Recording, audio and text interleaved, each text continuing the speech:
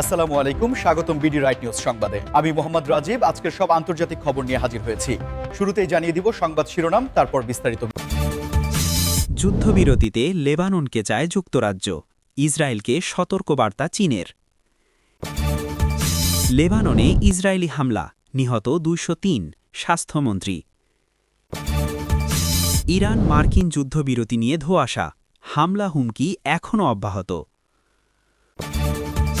যুদ্ধ শুরুর প্রথমবার সৌদি ও ইরানের পররাষ্ট্রমন্ত্রীর আলোচনা। ট্রাম্প বিজয় দাবি করলেও হরমুজে প্রভাব বাড়িয়ে শক্তিশালী অবস্থানে ইরান। আসসালামু আলাইকুম, স্বাগতম জানাচ্ছি বিডি রাইট নিউজ সংবাদে। আমি মোহাম্মদ রাজীব। এতক্ষণ শুনছিলেন সংবাদ শিরোনাম, এবার বিস্তারিত। লেবানন ইস্যু নিয়ে যুক্তরাজ্যের অবস্থান বেশ জোরালো হয়ে উঠেছে, যেখানে ব্রিটিশ সরকার স্পষ্টভাবে জানিয়েছে তারা লেবাননের সার্বভৌমত্ব রক্ষা এবং সেখানে দ্রুত একটি যুদ্ধবিরতি কার্যকর দেখতে চায়।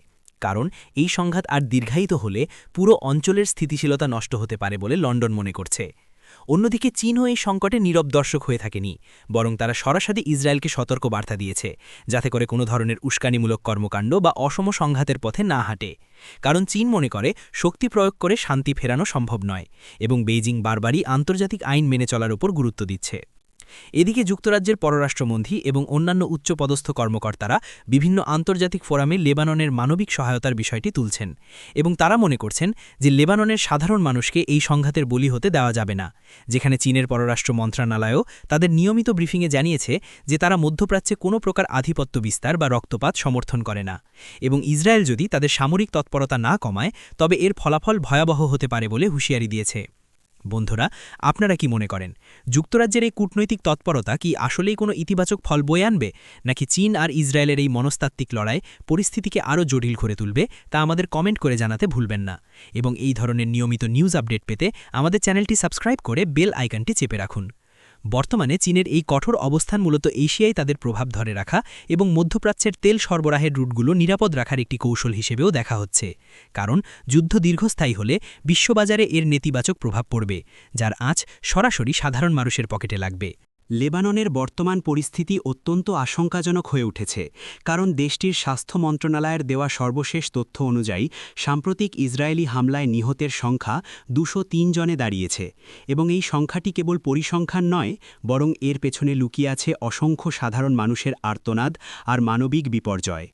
লেবাননের স্বাস্থ্যমন্ত্রী এক সংবাদ সম্মেলনে জানিয়েছেন যে হাসপাতালগুলো এখন আহতদের চাপ সামলাতে হিমশিম খাচ্ছে, এবং প্রয়োজনীয় ওষুধের অভাবে অনেক চিকিৎসা কার্যক্রম ব্যাহত হচ্ছে, যা যুদ্ধের এক বিভীষিকাময় রূপ তুলে ধরেছে, যেখানে সাধারণ নাগরিক, বিশেষ করে নারী ও শিশুরা সবচেয়ে বেশি ক্ষতিগ্রস্ত হচ্ছে। ইসরায়েলের দাবি তারা লক্ষ্যবস্তু হিসেবে নির্দিষ্ট কিছু অবকাঠামোকে বেছে নিয়েছে, কিন্তু মাটিতে বাস্তবতা সম্পূর্ণ ভিন্ন, কারণ আবাসিক এলাকাগুলোতেও এই হামলার আঁচ লাগছে, এবং আন্তর্জাতিক মানবাধিকার সংস্থাগুলো এই প্রাণহানির ঘটনায় গভীর উদ্বেগ প্রকাশ করে দ্রুত যুদ্ধ বন্ধের আহ্বান জানাচ্ছে। আপনারা যারা এই ভিডিওটি দেখছেন তারা নিশ্চয়ই অনুধাবন করতে পারছেন যে একটি দেশের জন্য ২০৩ জন নাগরিককে হারানো কত বড় ট্র্যাজেডি, এবং এই সংকটকালীন সময়ে লেবাননের অর্থনীতি ও স্বাস্থ্য খাত সম্পূর্ণ ভেঙে পড়ার উপক্রম হয়েছে, যেখানে বিশ্ববাসীকে এখন মানবিক সহায়তার হাত বাড়িয়ে দেওয়া জরুরি হয়ে পড়েছে। এই সংঘাতের ফলে হাজার হাজার মানুষ তাদের ঘরবাড়ি ছেড়ে নিরাপদ আশ্রয়ের সন্ধানে ছুটছে, এবং আশ্রয় কেন্দ্রগুলোতেও এখন তিল ধারণের জায়গা নেই, যা আগামী দিনগুলোতে বড় ধরনের কোনো মহামারীর ঝুঁকি বাড়িয়ে তুলছে বলে বিশেষজ্ঞরা মনে করছেন। ইসরায়েল কেন হঠাৎ করে তাদের হামলার তীব্রতা বাড়িয়ে দিল এবং কেন সাধারণ মানুষ এর লক্ষ্যবস্তু হচ্ছে, তা নিয়ে আন্তর্জাতিক মহলে নানা তর্ক-বিতর্ক চলছে। তবে সাধারণ মানুষের জানমাল রক্ষাই এখন প্রধান অগ্রাধিকার হওয়া উচিত বলে অনেকেই মনে করছেন। ইরান এবং মার্কিন যুক্তরাষ্ট্রের মধ্যে বিদ্যমান অস্থিরতা ও সম্ভাব্য যুদ্ধবিরতি নিয়ে বর্তমানে এক ধরনের চরম ধোঁয়াশা তৈরি হয়েছে। কারণ একদিকে কূটনৈতিক টেবিলে আলোচনার কথা শোনা যাচ্ছে, তো অন্যদিকে সীমান্ত ও কৌশলগত অঞ্চলে হামলা এবং হুমকির খবর নিয়মিত আসছে। মার্কিন প্রশাসন বারবার বলছে তারা মধ্যপ্রাচ্যে সরাসরি যুদ্ধে জড়াতে চায় না, কিন্তু আবার মিত্র দেশগুলোর স্বার্থ রক্ষায় তারা সামরিক তৎপরতাও কমিয়ে আনছে না, যার ফলে তেহরানও তাদের সামরিক শক্তি প্রদর্শন অব্যাহত রেখেছে। এবং এই পাল্টাপাল্টি অবস্থানের কারণে সাধারণ মানুষ ও বিশ্ব অর্থনীতি এক গভীর অনিশ্চয়তার মধ্যে পড়ে গেছে। হামলার হুমকি এবং পাল্টা হুমকি এখন প্রতিদিনের রুটিনে পরিণত হয়েছে, যেখানে ইরান দাবি করছে তারা যে কোনো আগ্রাসনের দাঁত ভাঙা জবাব দিতে প্রস্তুত এবং মার্কিন রণতরীগুলোর গতিবিধি নিবিড়ভাবে পর্যবেক্ষণ করছে, যা উত্তেজনার পারদকে আরও উঁচুতে নিয়ে যাচ্ছে। এই ধোঁয়াশা কাটানোর জন্য নেপথ্যে অনেক দেশ মধ্যস্থতা করার চেষ্টা করলেও কোনো পক্ষই এখন পর্যন্ত সুনির্দিষ্ট কোনো চুক্তিতে পৌঁছাতে পারেনি, যার ফলে ড্রোন হামলা বা গোপন অভিযানগুলো বন্ধ হচ্ছে না এবং এই অস্থিতিশীলতা যদি চলতেই থাকে তবে জ্বালানি তেলের বাজারে বড় ধরনের ধাক্কা লাগতে পারে, যা আমাদের সবার জীবনযাত্রাকে প্রভাবিত করবে। আমাদের দর্শকদের কাছে প্রশ্ন, আপনারা কি মনে করেন, এই দুই দেশের মধ্যে কি আসলেই কখনো স্থায়ী কোনো শান্তি চুক্তি হওয়া সম্ভব, নাকি এই যুদ্ধ খেলা কেবল রাজনৈতিক স্বার্থ হাসিলের একটি হাতিয়ার হিসেবেই থেকে যাবে? আপনার মূল্যবান মতামত আমাদের কমেন্ট করে জানান। তেহরানের পক্ষ থেকে স্পষ্ট করা হয়েছে যে তারা তাদের ক্ষেপণাস্ত্র কর্মসূচি থেকে পিছিয়ে আসবে না, কারণ এটি তাদের আত্মরক্ষার প্রধান মাধ্যম।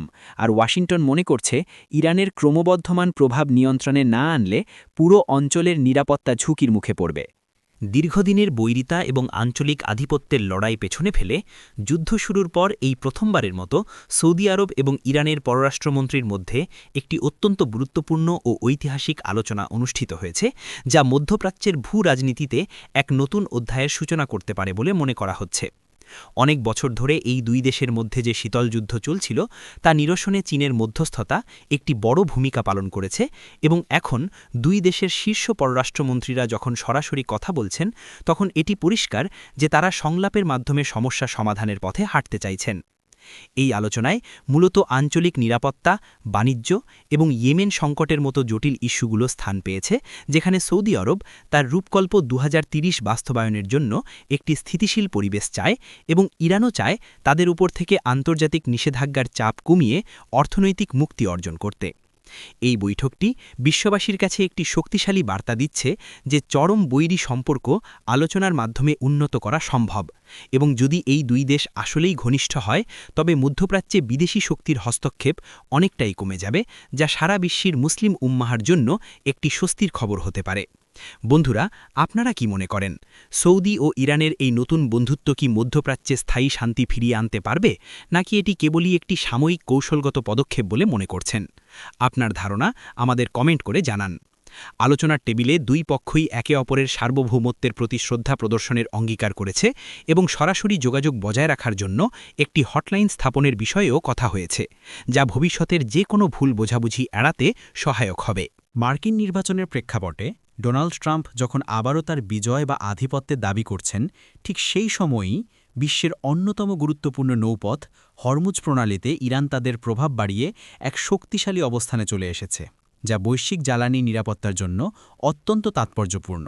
ট্রাম্পের দাবি এবং ইরানের মাঠ পর্যায়ে শক্তিমত্তা প্রকাশের এই দ্বন্দ্বটি মূলত বিশ্বকে দেখাতে চায় যে রাজনৈতিক বাগাড়ম্বর আর কৌশলগত অবস্থান সম্পূর্ণ আলাদা বিষয়।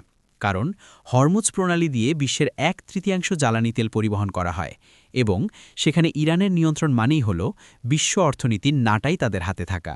ট্রাম্প তার প্রচারণায় বারবার ইরানকে কোণঠাসা করার কথা বললেও তেহরান তাদের নৌবাহিনীর মহড়া এবং উন্নত প্রযুক্তির ব্যবহার বাড়িয়ে দিয়ে এটি প্রমাণ করেছে যে তারা আগের চেয়ে অনেক বেশি আত্মবিশ্বাসী এবং যে কোনো অবরোধের মুখেও তারা তাদের কৌশলগত সুবিধা হারাবে না।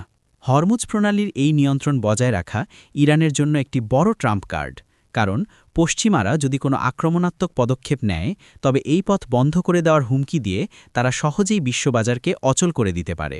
এই পরিস্থিতিতে ট্রাম্পের বিজয় দাবি করা বা কঠোর হুঁশিয়ারি দেওয়া রাজনৈতিকভাবে লাভজনক হতে পারে, কিন্তু মাটির বাস্তবতায় ইরান এখন ওই অঞ্চলের একটি অবিচ্ছেদ্য শক্তিতে পরিণত হয়েছে, যাকে এড়িয়ে চলা কোনো পরাশক্তির পক্ষেই সম্ভব নয়। আপনারা যারা নিয়মিত বিশ্ব রাজনীতি পর্যবেক্ষণ করেন তারা জানেন যে হরমুজ প্রণালী কতটা সংবেদনশীল একটি জায়গা এবং এখানে সামান্য উত্তেজনাও সারা বিশ্বের তেলের দাম দ্বিগুণ করে দিতে পারে। তাই ইরানের এই শক্তিবৃদ্ধিকে হালকাভাবে নেওয়ার সুযোগ নেই।